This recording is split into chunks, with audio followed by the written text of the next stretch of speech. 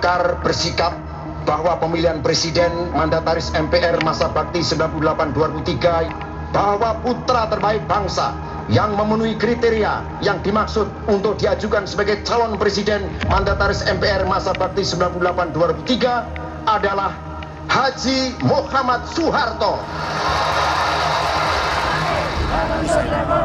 Demi persatuan dan kesatuan bangsa, agar presiden secara arif dan bijaksana sebaiknya mengundurkan. Worldwide Production present.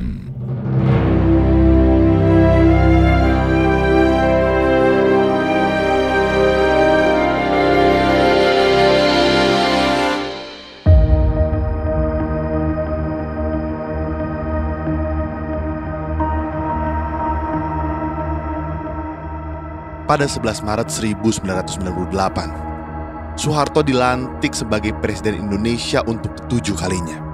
Kejadian patahnya palu ketua dalam sidang paripurna kelima pada 11 Maret 1998 silam menandai terpilihnya lagi Jenderal Besar TNI Soeharto menjadi Presiden. Golkar bersikap bahwa pemilihan presiden mandataris MPR masa bakti 98-2003 bahwa putra terbaik bangsa yang memenuhi kriteria yang dimaksud untuk diajukan sebagai calon presiden mandataris MPR masa bakti 98-2003 adalah Haji Muhammad Soeharto. Usai terpilihnya sebagai presiden, Soeharto kemudian dihadapkan dengan aksi-aksi demonstrasi besar menentang pemerintahan. Mahasiswa Universitas Trisakti menuntut reformasi pada tanggal 12 Mei 1998. Aksi demonstrasi ini kemudian berujung tragedi.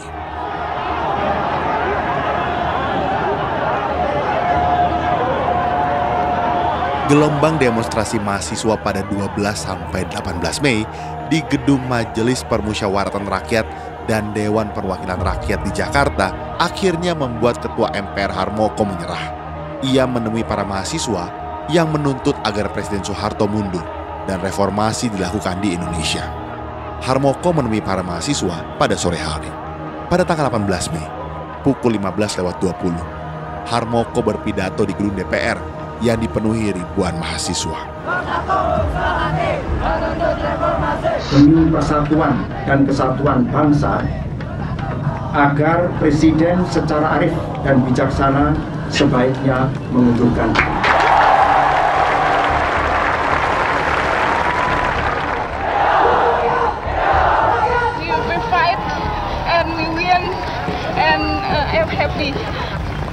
We want to have Soeharto and all the people from Soeharto sides to step down. Harmoko saat itu didampingi oleh seluruh wakil ketua DPR, yakni Ismail Hasan Matarum, Syarwan Hamid, Abdul Ghafur, dan Fatimah Ahmad. Namun, pidato yang disambut gembira oleh ribuan mahasiswa di DPR itu tidak berlangsung lama. Karena pada malam harinya pukul 23 malam, Menhankam atau Panglima ABRI Jenderal TNI Wiranto menyatakan bahwa ABRI menganggap pernyataan pimpinan DPR agar Presiden Soeharto mengundurkan diri merupakan sikap dan pendapat individual, meskipun pernyataan itu disampaikan secara kolektif. Walaupun sikap ABRI itu disampaikan setelah Wiranto memimpin rapat kilat dengan para kepala staf angkatan dan Kapolri serta para panglima komando. Tetapi diketahui bahwa pukul 17 sore, Panglima ABRI bertemu dengan Presiden Soeharto di kediaman Jalan Cendana. Dengan demikian, muncul dugaan bahwa apa yang dikemukakan Wiranto itu adalah pendapat Presiden Soeharto. Pukul 21.30, 4 Menko diterima Presiden Soeharto di Cendana untuk melaporkan perkembangan.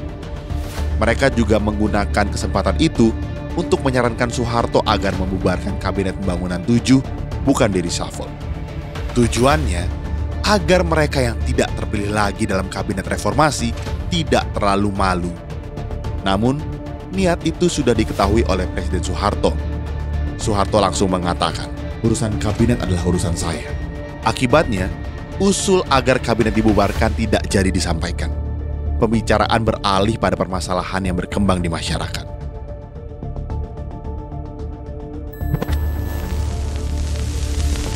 Saya memutuskan untuk menyatakan berhenti dari jabatan saya sebagai Presiden Republik Indonesia pada 21 Mei 1998, pukul 9. Presiden Soeharto mengumumkan pengunduran dirinya di Istana Merdeka, Jakarta. Pengumuman pengunduran diri Soeharto Kamis pagi itu sesungguhnya tidak terlalu mengejutkan, karena sehari sebelumnya sudah ramai dibicarakan bahwa Presiden Soeharto akan mengundurkan diri. Namun hal apakah yang mendorong Soeharto untuk mundur? Karena beberapa hari sebelumnya, Soeharto masih yakin dapat mengatasi keadaan. When we heard that he will step aside, he resigned from his chair as a president, we are very happy because we never think that this soon, it's too soon. Yeah, because we think maybe it takes months or something like that. Yeah, but whenever we heard this, we cannot express out this. All the students were very happy. They just yelling, yes, freedom, freedom, yes, Soeharto, yes.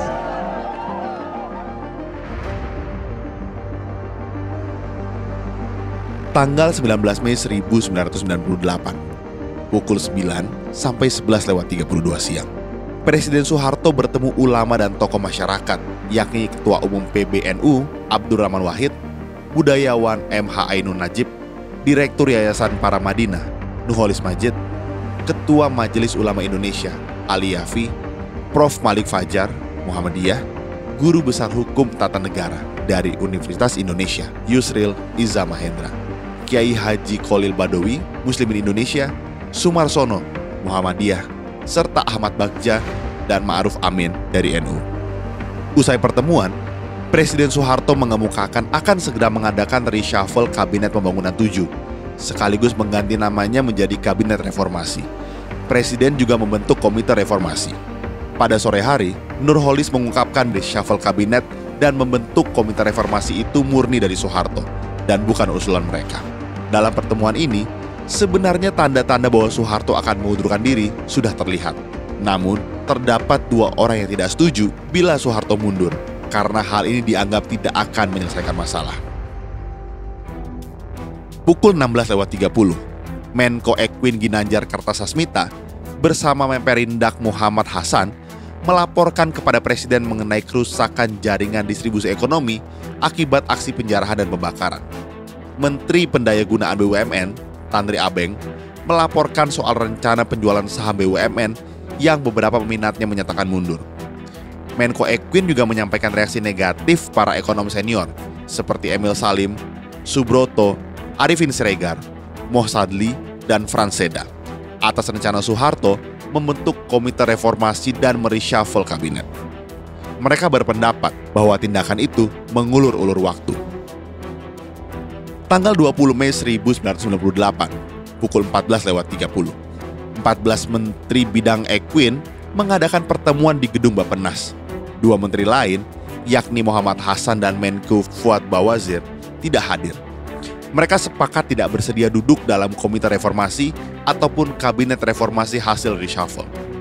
Pada awalnya, ada keinginan untuk menyampaikan hasil pertemuan itu langsung kepada Presiden Soeharto, tetapi akhirnya mereka memutuskan menyampaikan lewat sepucuk surat. Pukul 20 malam. Surat itu kemudian disampaikan kepada Kolonel Sumarjono. Surat kemudian disampaikan kepada Presiden Soeharto. Soeharto langsung masuk ke kamar dan membaca surat itu. Soeharto saat itu benar-benar terpukul. Ia merasa ditinggalkan. Apalagi di antara 14 Menteri Bidang Ekwin yang menandatangani surat ketidaksediaan itu, ada orang-orang yang dianggap telah diselamatkan Soeharto.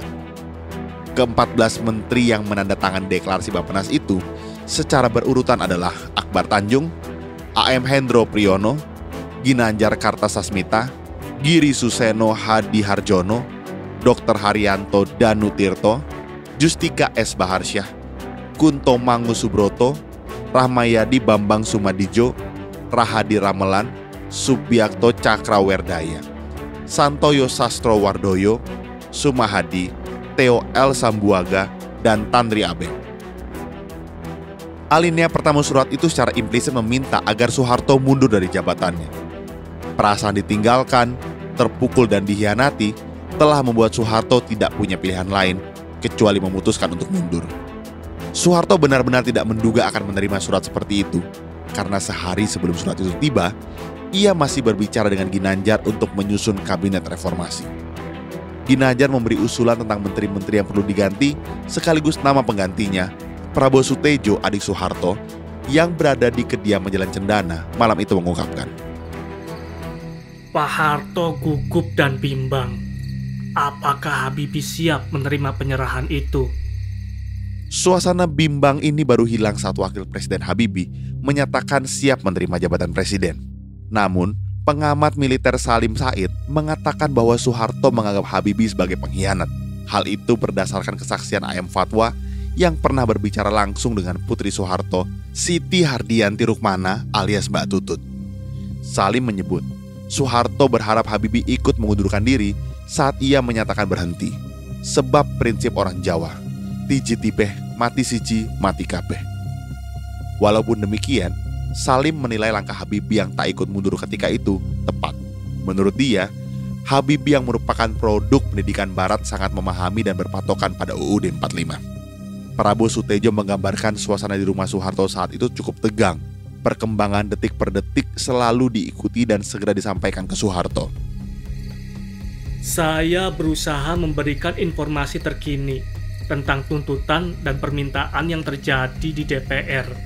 Informasi bahwa akan ada orang-orang yang bergerak ke Monas, serta perkembangan dari luar negeri. Prabowo Sutejo menambahkan bahwa pada saat itu, semua anak-anak Soeharto berkumpul di Jalan Cendana.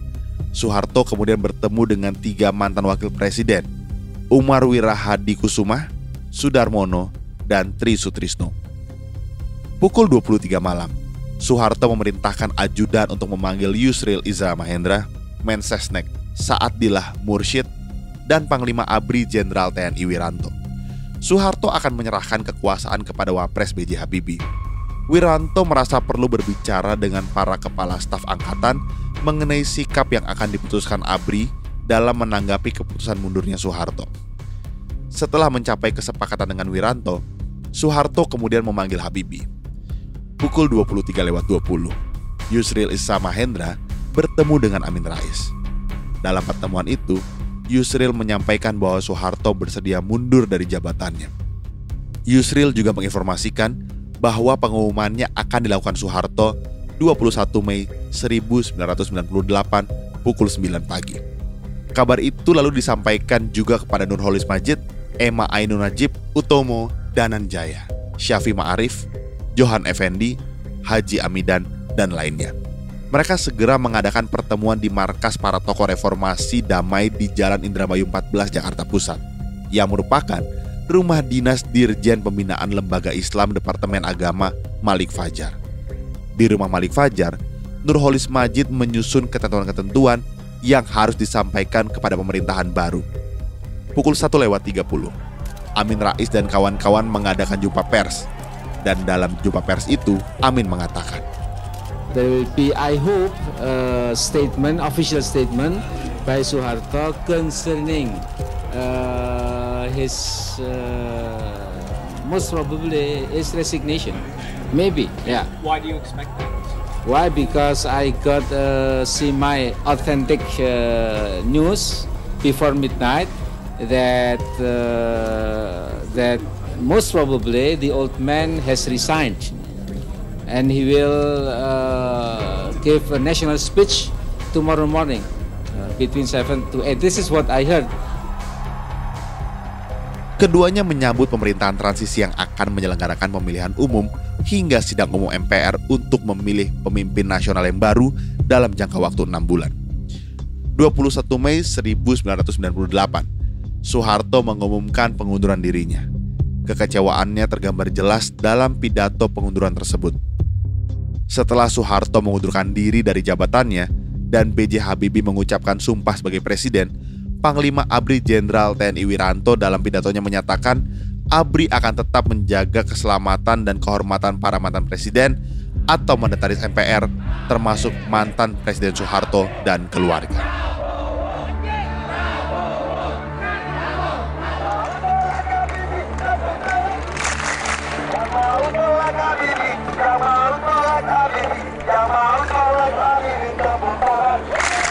Kami ingin menyadarkan pemerintah saat ini masih tidak beres.